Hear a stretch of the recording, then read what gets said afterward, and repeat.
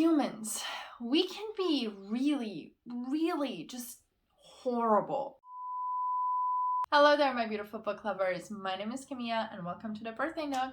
Today we have a special video. Instead of having a birthday video, we have a celebration one, and that is Earth Day. Today is Earth Day, and I really wanted to do this video for such a long time. I was not sure. I wanted to suggest all of these books, but I was not sure when to do it. And then I was like, why not do it on the Earth Day instead of like doing an artist or author sort of a video? Let's celebrate Earth, our planet, our homeland, our main home. And so because of that, I was like, let's just do it today. And we have a whole bunch of books, 11 to be exact. So we will try to get to them as fast as we can, shall we? First, we have The Lost Art of Reading Nature Sign by Tristan Gooley.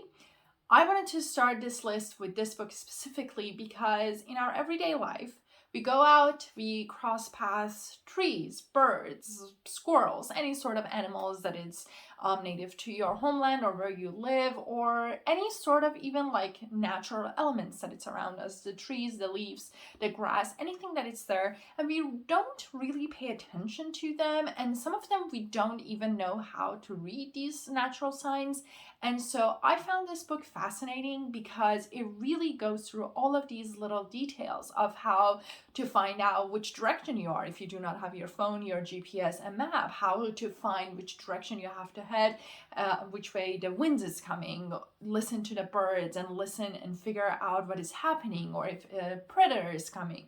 And like all of these like little signs that will help you that if you're lost one day and you don't have any map, your phone, or anything, you will still be able to survive. And not just that, but when you're outside and doing some different errands for your house or whatnot, you can actually pay attention to these or notice them and just enjoy that you're like really understanding the natural world that it's around you. The only complaint that I have about this book is that I expected it to have more illustration, or I wish that it had more illustration, because like it was so fascinating when he was talking about all of different types of flowers when they bloom, and based on that you can even like tell what type of a year you are, what's the temperature, and all of these like little events that it's happening around us. But there was not as many illustration that I hoped to be. It's very easy to just Google them and see what he's talking about. But sometimes when I'm reading a book, I love to see what the author is talking about. And so that was like a little iffy thing about it, but overall I very much enjoyed it. And I felt like that because actually when I was reading it, I was sitting outside and we have a whole bunch of like trees outside in my backyard, and I was like paying attention to those elements that he was mentioning, and I was like, oh my god, so like now this is, I can tell that like which direction the wind is coming, and like which side is the north facing side, which one is the south facing side, based on like how much darker or lighter the tree trunk is. And so it was like very fascinating to me. Overall, very much enjoyed it. It was very lovely to read and kind of feel that sense of connection to the environment around us, because again, we're surrounded with all of these environment. And even though I know a lot of us live in cities that we don't see as much trees and animals and birds and whatnot, but it's nice to know and have this knowledge. It's similar to when we're in a school and they don't teach us how to do taxes, and you're like, why not? This is the same thing. It's like basic knowledge that you should have in case you get lost, you can find your way home. So that's the first book. Then for the second book, it's a book that I have talked about before, but I'm going to talk about it forever and ever and ever and ever. And it's Braiding Sweetgrass by Robin Wall Kimmerer. This book, I have talked about it so many times to so many people, and I still am in awe of how wonderful this book is. Going and continuing with the element of nature and in connection to nature, this book really talks about how much we take this planet for granted and how much we don't appreciate it. And we think that everything that is around us, they're going to give as much as we want them. And we don't realize that all of these sources are limited and eventually they will run out. And so we have to fix this relationship that we have with nature. So Miss Kimmerer, she is a Native American and also a botanist. And in this beautiful, perfectly written, poetic book, she has married these two elements together to show us that how a lot of Native practices, not only for Native American, but in general, people back then, way back, all around the world, they were in much more harmony with Earth compared to now because of everything that has changed, obviously. And so she is trying to learn, especially from Native Americans, because it's related to her heritage and her culture, to really see that what went wrong and how we broke that link that was between us and the nature, and it's trying to bring that back. She's trying to remind us that it's so wrong of us to think that we're at the top of the pyramid and everything belongs to us, and everything should bend and mold to the way that fit our living style. And that's very stupid, to be honest, because yes, we might think that we have the technology, the machinery, and we're the brain of this universe and we can do everything. But to be honest, we are so small when you look at the universe in general as at the bigger picture, that the earth can destroy us like this. And so because of that, we have to keep reminding ourselves that we really are not on the top of the pyramid. And at the end, we really are just a little tiny piece of the pyramid. And so because of that, we have to really pay more attention to nature and realize that everything that we're getting is a gift. And just like any other gift, that if a person is giving you something, it's the most politest way to give something back. And that's the same way that it should be our relationship with the environment. And so I very much enjoy this book. Then we have The Overstory by Richard Powers. This book, okay, I'm going to say this about every single book that is in this list because they are all just so great. And so for this book, this is actually a novel. And it's so fascinating to me that a book that, again, it's a fictional novel, but it's so perfect for today's video. This book, The Overstory, it's about 9 different characters and their relationship with trees. And it's just so beautifully well done. And at least I enjoyed it very much. And I never thought I will enjoy a book about trees, honestly. I mean, we all read Giving Tree when we were growing up, but that's a different thing. And it was a short book. And this one, I mean, it's not that long, but still to read this much about trees and still enjoy it, it's wonderful. And the thing is, it's not only about trees, even though trees are a main and a very important part and aspect of this story, but it's also about all of these characters, how they're related to one another, and how their relationship with each other and with trees affect one another and themselves, and how to be an activist and when you're trying to preserve, save, and help these trees, how much it can affect your own life, And so because of that, I very much enjoy it. This one also, I wanted it to come after Braiding Sweetgrass. That's a whole thing with this list. Everything comes after another because they're related to one another in a sense. Because with Braiding Sweetgrass, it's really about, it's more of a non-fiction relationship between us and planets, and especially plants and sweetgrass in that one specifically. And then we move to a more of a fictional relationship, which is based on reality of our relationship with trees. And so I think these two books together are working perfectly. It's a great way to, again, get back that sense of love and affection that humans used to have with the environment around us. And so these two books are really the perfect remedy for that. Continuing with the theme of our connection with the natural world, we have Wild Souls by Emma Maris. This book, oh my God, it's wonderful, but it's also very, very devastating. I was listening to the audiobook of this book while I was at work, and I kid you not, I was crying. Literally, there were tears coming, and I was trying to hide them, and I was like, Kimia, don't cry in the middle of your office. That's just too embarrassing. But it's just, humans, we can be really, really just horrible, you know? And this is a theme that will come back with most of these books. But this book, it's about animals. And so now we're kind of moving from plants to animals, the other aspect of environment that we have been very much neglecting and harming. And this book, it's really focusing and bringing up this question and challenge that who are we to decide to preserve and protect some animals while neglecting and even destroying some other. And that's the thing that comes up in this book a lot, that it's that we as humans try to say, to maybe make ourselves feel better, maybe to convince others, maybe because we truly believe that other animals do not have any sort of intelligence or emotion. Well, time after time, we have been proven that they actually do have all of those things.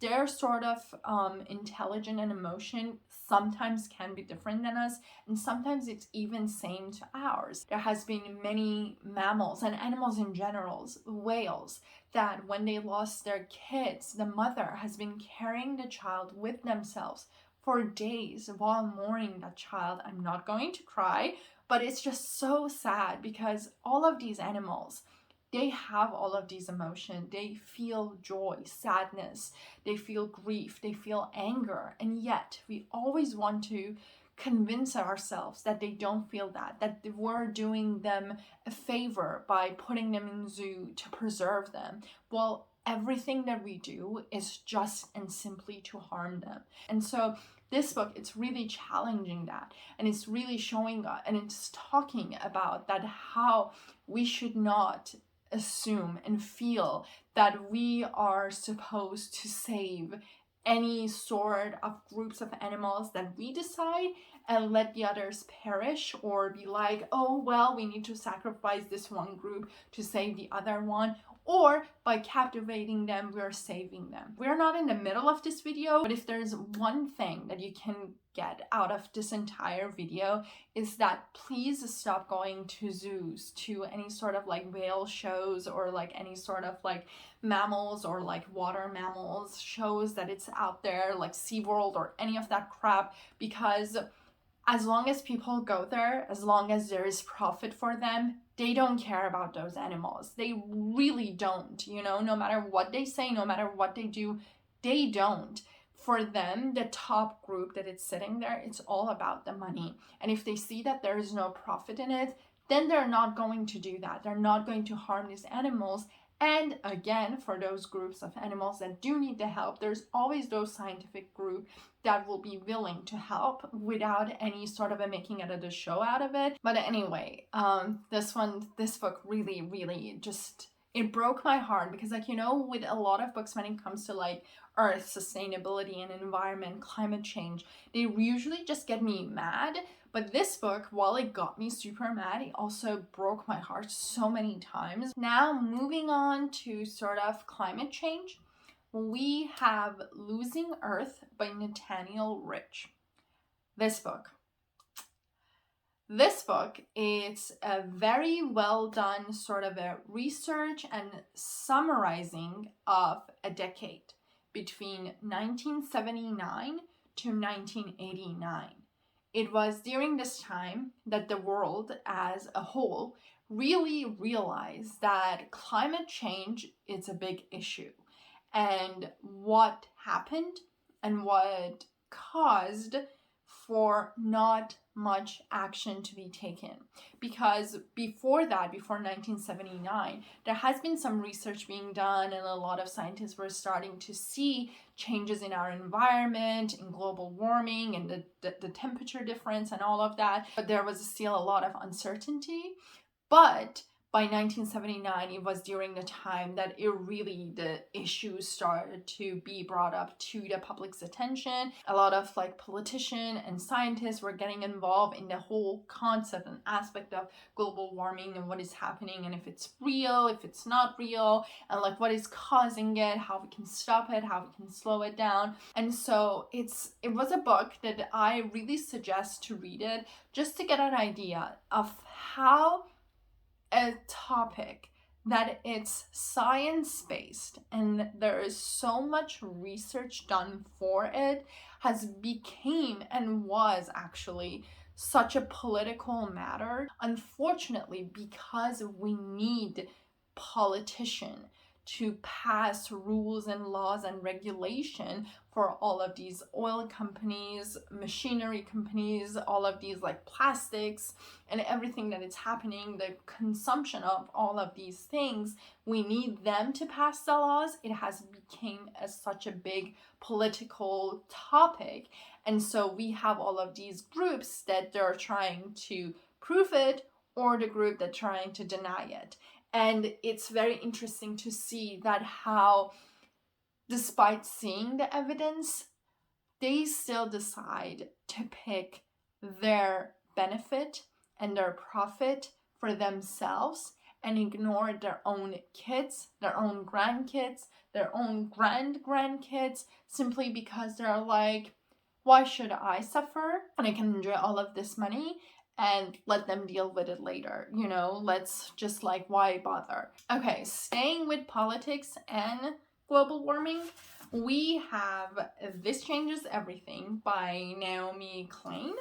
This book is also a frustrating one, but also a very good one. It is very heavily research-based, and it's talking about not only climate change and politics, but also capitalism, and really points out that how the root of this issue, climate change, is capitalism, because it has given the power to a very, very small group of people who are making so much profit out of oil industry, our consumerism, and everything that is related to it.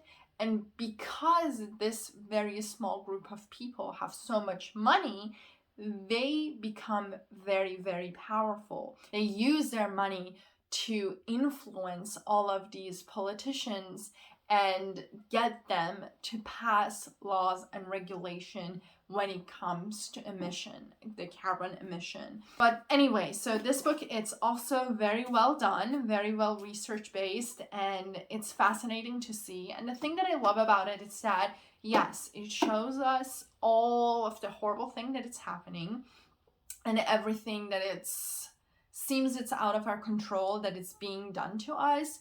But at the same time, at the end, it's showing us the way that how we as the people, no matter how much we have been told, we have felt, we have thought that we do not have the power, we as a whole have a lot more power, and we can really push and we can really stand and use our power to fight this fight. Okay, moving on, since we were talking about a lot of heavy books that were just too frustrating, the next book, it's a little bit more fun in a sense, and that is The Madhouse Effect by Michael Mann and Tom Tolles, if I'm not wrong. And this book, it's very interesting. The concept of this book, it really focuses on climate change denialism and how there are people out there that they either truly do not believe that there's something as climate change, or they're really, getting profit out of it, whichever way that they are. And so they're trying to deny it, and how to deal with that, how to not get too frustrated, how we need to use education and research and science to really show them that this is an actual problem, and it's a very, very big one, and we really need to start making changes. This book has some very interesting, funny, in a way, sort of illustration that makes it more fun to read, and really to remind you that this is not your battle alone. And that's the reason I put this book on this list, because I wanted it to kind of remind all of us that we're not alone. We all go through all of these emotions. We all go through all of these different stages of just grief, really. And it's okay to a certain point, and we have to acknowledge that, and we have to realize that, sometimes just getting mad and angry, it's not going to be helpful for anyone. We all know that. It's not sometimes, it's always. It's never helpful, really. And so it's really better to start using our knowledge and what we know to educate those people. So this is like a good book in the middle of all of this craziness that we were reading so far, to calm ourselves a little bit, just to get back that power of fighting again and be able to, like, you know, face the challenges that's ahead of us because of this issue. And while we were speaking of what we can do, the next book is A Bigger Picture by Vanessa Nakate. This book, wonderful. It's such a great book. Miss Vanessa, she is from Uganda, and she is talking about her journey from a girl, a 22-year-old girl that just graduated, was not really sure what she wanted to do and where she go. I believe she had a business degree, and she was like trying to think like if she wants to get her master, start to work. And while all of those were going on, she started to do, if I'm not wrong, an internship or like a nonprofit volunteer sort of job. And it was for a city or a village that had some sort of natural disaster. And while she was there and trying to help these people and like listening to their stories and what was happening to them, she came to understanding of how big of an effect climate change has on people all around the world, but specifically in Africa. And the sad part of it is that Africa, the continent, it's not emitting that much CO2, and yet they are one of the groups that it's being affected the most. And so she started to get involved more and more, and she started from her family, really. She started to talk to her family member, then some of her friends. She went to some sort of, not really a protest, but she just went outside with some signs with her friends and families, and then took some picture, posted on her social media, and it got bigger, and like a lot of more people around the world heard, and then like the UN was reaching out to her. And so again, the book, it's really about her journey going through all of these different events and sharing it with us. And I very much enjoyed it because it was a great example of how one person can make so much change, and especially a very young person. It was very great to see, but also very heartbreaking to see her struggle as a Black woman from Africa, and how much there was also racism when it comes to climate change as well. It's just disgusting, honestly, to see these behaviors. But I very much enjoyed this book because she showed how strong of a person she is, while how much struggle she went through. It was very motivating to read this book because, like, by the time that I finished it, I felt that I can also do something, and which I truly believe, and trust me, like this video alone, it's one thing that I'm doing. You know, we all can do small things. Not all of us need to do big things, because like not all of us can do big things. We all have different lives, different circumstances, and so not everyone can become an activist. But if my job is to create this video and get 10 more people to talk about this, if it's your job to talk to your parents, to your siblings, to 3 friends, that is still better than doing nothing. And so that's a reason, like when I finished that book, I was like, I'm going to make this video. Now, moving back to a little bit more sort of frustrating books. They're not frustrating, I love them, it's just the topic is frustrating. And that is The Sixth Extinction by Elizabeth Colbert. And this book, again, a wonderful book. It's a must read. We all need all of these information to be able to have, like, you know, a conversation with others, to educate them, to educate ourselves, to bring up the topic in general and talk about it. And so this book really focused on how many different extinction event has been happening through the beginning of Earth, and how every single one of them were happening because of the environment on its own. But the 6th one, that it's probably going to happen anytime, it's caused by us. For the first time, humans, or at least a group of living creatures that have been living on this planet, are causing them, you know? It's very scary to think about it, that like how like for years, millions of years, living creatures were living on this earth and they were just fine, and then all of a sudden we start to go through industrial revolution and all of that, and then destroying everything. Oof.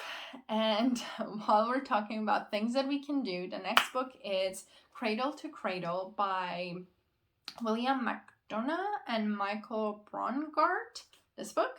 And oh, this is a very fun one. And also, I mean, you can probably maybe see, I don't know, but please buy this book and touch the paper, because this paper, this book, is made not out of trees, because they really want to go back to cradle to cradle. The type of this paper, it's actually a sort of paper that can be recycled to be reused. And I know that it goes back to like, oh yeah, they tell us that paper can be like, you know, recycled and reused, but the issue with paper is that it can be recycled to a certain amount. But with this paper, which now I'm forgetting what was the material out of it, that it actually is made to be able to reprint it over and over and over and over again, so it never ends up in a landfill eventually.